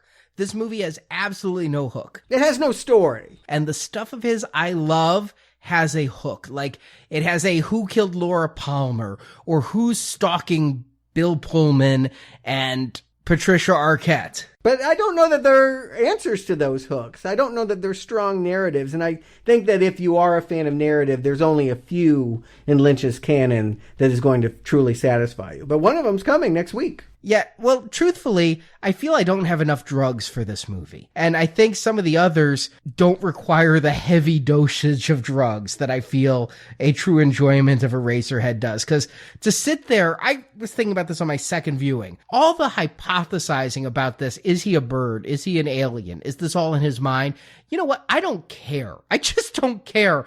But if I was back in college and you were passing me a bong, I might care a lot more. I've never watched this one on drugs, and I'm absorbed by it every time. So I guess it's just a difference of opinion. I wouldn't want to be on drugs for Eraserhead, yeah. I mean, I think there are trip movies. I think 2001 is a trip movie. I think a lot of people did smoke weed and watch this. But I would hate to dismiss midnight movies as only for people that need something to look at when they're stoned. I think that this movie didn't offer you anything, and I get that. But I will be curious to know how what was done here will entertain you in the future, because we'll see many of these actors, techniques, moments, set design, flourishes they will repeat again and again in new and, I think, probably more entertaining ways for you, Arnie. I think so, and I don't think they're all going to hit with me. But what I will say is he tries to tell a story. Here, I don't feel he even tried. Yeah, well, I don't know that it has to be a criticism, but I hear it is from you, that you demand narrative, and this one just doesn't have enough. I'll agree with that. But it does have a slimy baby, and if you're a silver level donor, you can't get enough of them, because we just released Fly 2, and that baby's way slimier. This baby is grosser than that one, but that one actually ends up looking pretty normal for most of its years. I don't know, it looks like Eric Stoltz. Ooh. Yeah, but not mask Eric Stoltz. And if you go gold, we're still in 1986 with Wes Craven, the master of horrors, Deadly Friend. It's going to be scary. Yep, this Friday I go back to a movie I never thought I would see again. It's deadly. And if you want more anthropomorphic craziness, Elephant Man. And I do think that, boy, if there's a sentimental one, if this was Lynch, I mean, it was up for Best Picture. I mean, this is a big, emotional, narrative-driven movie that we're going to cover next week. So even if you hated Eraserhead, and I'm sure some of you out there did, I think that next week things get pretty different. I'm looking forward to all the laughs because it's a Mel Brooks production. Yes, I will be talking about that. When I attended the David Lynch Festival, Mel was there to talk about why and how he made that film and why they chose David Lynch. We'll learn all of those mysteries next week. So if you want to join us for the Fly series, this is the last podcast in our silver donation series. Believe it or not, this donation drive is coming to an end in just a few weeks. So while these podcasts are still available as part of this drive, head to nowplayingpodcast.com/donate or click the banner at the top of our page. $10 or more, you get all 5 Fly reviews. $25 or more, you get 8 more horror reviews from 1986, which will still be going for the next few weeks. So you can get a few more weeks of 2 shows per week. $35 or more, you get the entire donation bundle, which includes all of those reviews plus the 3 Reanimator shows. Find out all the details at nowplayingpodcast.com. And speaking of the donations and the staff we have, I would be remiss if I didn't give a complete shout out to Heath. You hear his name in the credits, the unsung hero of Now Playing. He's been with us for years. And he edited this very show, but he hasn't heard this part of it. This is his 100th edit for us. Woohoo! Yeah, I mean, anybody that talks for a living is always grateful for an editor. Not everything we say is gold. Most of what we say is not gold, but he finds the gold in all of our ums and ahs and gibberish. And yeah, thank you, Heath, for all that you sit through and again do for us. Yeah, definitely thank you. I know Arnie has a very high standard for the audio that goes out for Now Playing, and that would not be possible without our editors. So to have someone do 100 shows, that's huge. That's a huge help for Now Playing, so thank you. Yeah, and I know you guys have only talked to Heath occasionally. I talk to him pretty regularly, and for him to have the enthusiasm he has after 100 edits, I mean, editing is a Sisyphean task. It is not for everyone. Oh, I've done audio editing. It's not fun. Thankless, yes. Awful, yes. Particularly when it's about, like, Swamp Thing 2. So, thank you so much, Heath. You truly are our champion, and we appreciate you endlessly. And Jakob, Stuart, thank you for joining me. You bet. We'll see you next week, right? You're not running away. Nope, I'm not going anywhere. I know what next week brings is better than this. It might bring some tears. I don't know. It's a tough one. I cried the first time I saw it. And until next week, I can't take it anymore. I'm going home.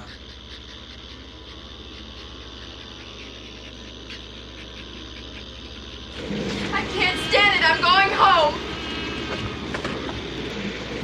And you better take real good care of things while I'm gone. Thank you for listening to this episode of Now Playing's David Lynch Retrospective Series, and we hope you've enjoyed the show. Well, you'll come back tomorrow? Come back to nowplayingpodcast.com to hear our reviews of other films such as Blade Runner, Ocean's 11, the James Bond films, and more. Find hundreds of movie review podcasts at nowplayingpodcast.com and come back each week for another new movie review. I'll do what I want to do. Want to take part in the discussion? Join the Now Playing hosts at our forums, where you and the other listeners can give your thoughts on this movie review. The link to our forums is at nowplayingpodcast.com. You never come around anymore. Support from listeners like you help keep Now Playing operating. You can find a link to donate using PayPal at the bottom of our website, nowplayingpodcast.com. I'm afraid to cut it, you know? You can also help out Now Playing by leaving us a 5-star review on iTunes. A link to Now Playing's iTunes listing can be found at nowplayingpodcast.com. Thank you very much. Now Playing is edited by Heath and Arnie. I can't even sleep. I'm losing my mind. Now Playing credit narration by Brock. Shut up.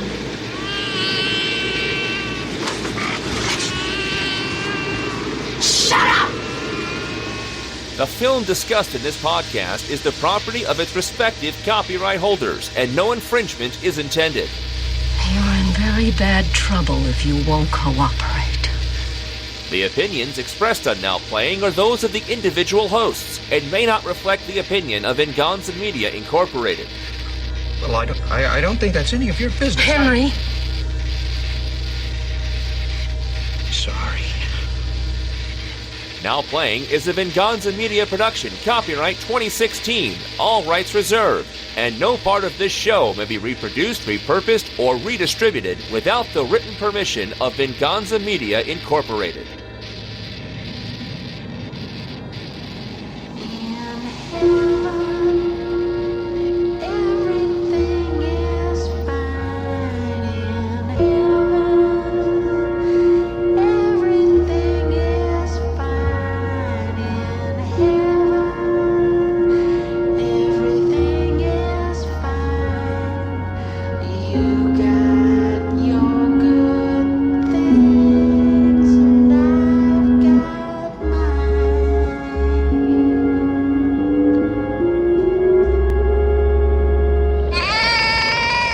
And this is the host that loves a dinner of man-made chickens, Jacob. I was going to sing the song, Arnie. I was going to bust out the pipes. I was going to sing it too, honestly, but I lost the tune. I couldn't remember the tune. What? How could you? It's such an earworm. That's all I've had going on in my head since I watched this film the last 3 days is, in heaven, everything is fine. Like over and over and over. I can't get it out. The Pixies covered it frequently. The Pixies covered it. Devo's covered it. Bauhaus has covered it. Like so many bands have covered this. Yeah. I had it in my head until we talked From Beyond, and then I just couldn't pull it off at the last minute. So I was like, all right, well, I'm just going to say the lines. This movie did suffer from the budget it was given. AFI, I think, came up with $10 million initially. And then when they ran out of that, they never knew they were funding a feature-length film. Is 10 million... Was 10 million the right number that you said? Yeah, it was 10 million ultimately. Okay, wow, that seems like a lot for this kind of film. Oh, did I say 10 million? Yeah, you said 10 million. Did you mean 10,000? Yeah, that's what I thought. Back up. Yeah. Yeah, wow, that's a blooper. I'm like, how did he blow through 10 million? 10 million, my God. No movie was that in 1974 or whatever. From AFI, no less. They had way too much fucking government funding. No, it was a private institute. It was an oil tycoon that runs that, actually. He was a rich kid. And until next week, what was my end quote? There's so few lines. I was hoping you would just regurgitate.